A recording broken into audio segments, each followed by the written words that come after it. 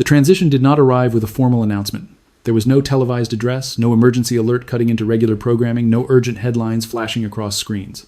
Instead, it slipped through, quietly embedded in policy language categorized under industrial readiness and national security updates. Yet the significance of this shift is enormous. The U.S. government has, in effect, repositioned silver from a simple commodity into a strategic asset.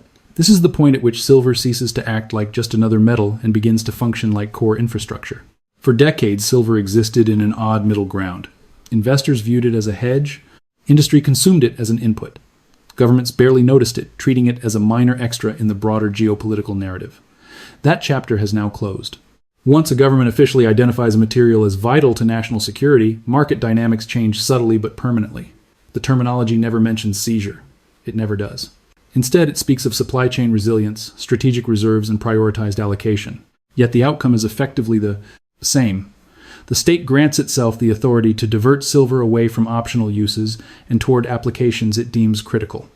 By 2026, critical no longer refers solely to weapons systems. It now encompasses data centers, AI infrastructure, grid stabilization technologies, satellite systems, and secure communications networks. This marks the moment when access to silver is no longer governed purely by price, but increasingly by authorization.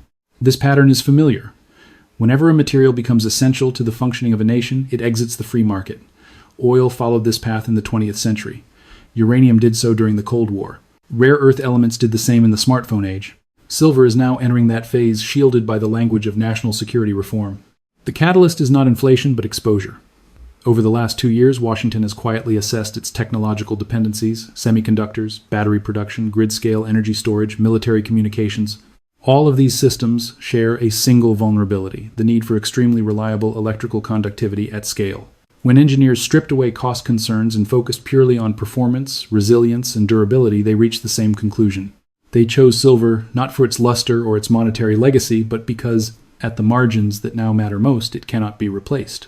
What remains largely undisclosed is that silver is already being given priority not through media coverage, but via contracts, procurement directives, and strategic reserve classifications buried in documents that never reach public view.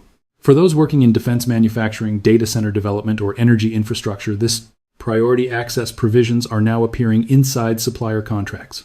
Long-term delivery commitments are being secured at fixed quantities, and once those quantities are locked in, they are effectively removed from the open market.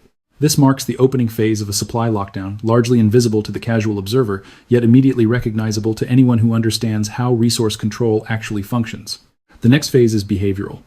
Refineries begin to limit open sales. Wholesalers shift toward allocation models.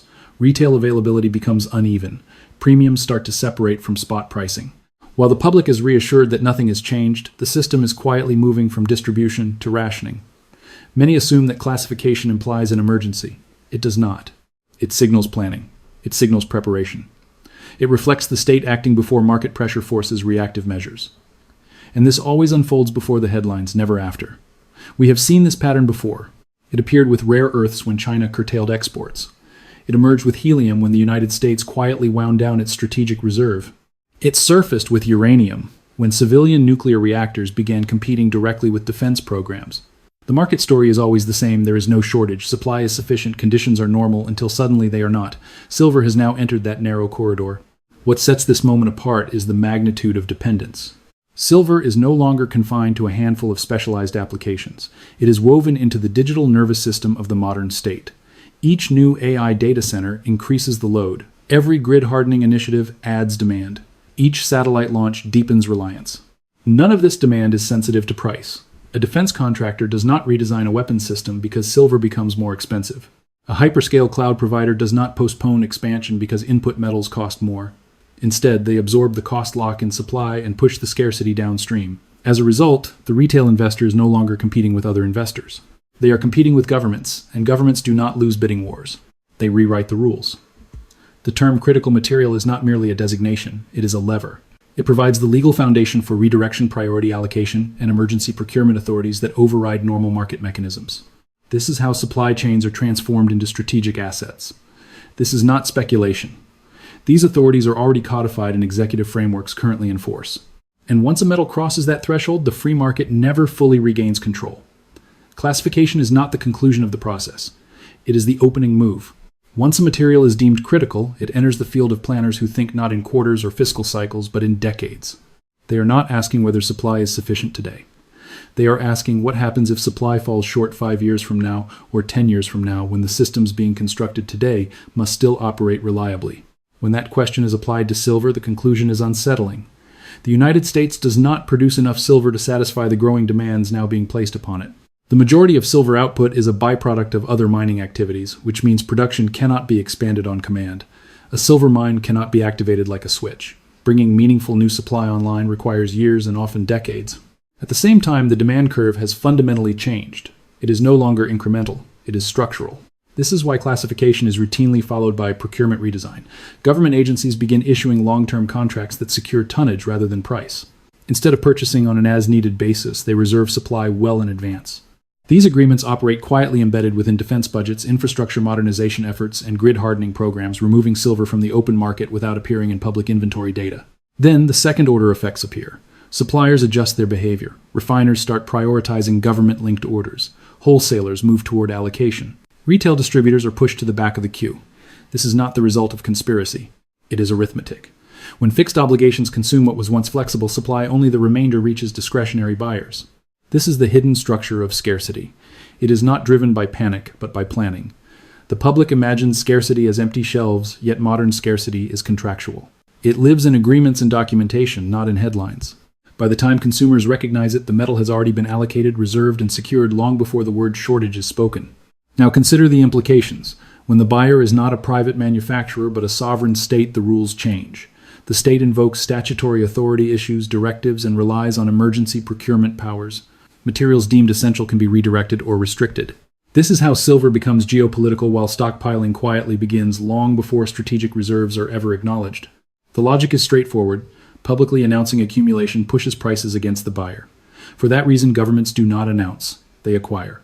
This is the silent phase, the stage where demand never appears in spot prices because it never touches spot markets at all. Transactions occur through private contracts, off-market agreements, and vertically integrated supply chains that bypass retail channels entirely, leaving less metal available for everyone else. This is why classification is not a bureaucratic footnote. It is a structural turn.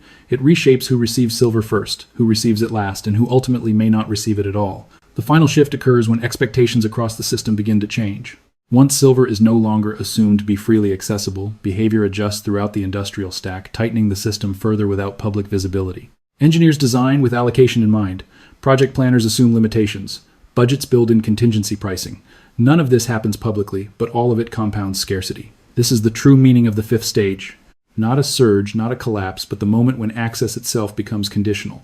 When that line is crossed, the public is no longer participating in the market. They are watching it.